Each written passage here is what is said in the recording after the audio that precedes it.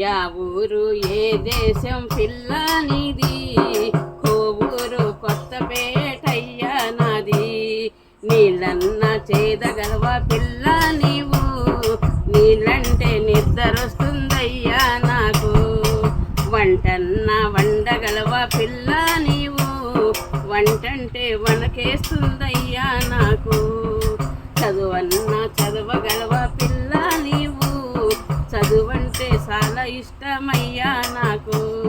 cinema కన్నా పోగలవ పిల్ల నీవు, సినిమా అంటే సిగ్గే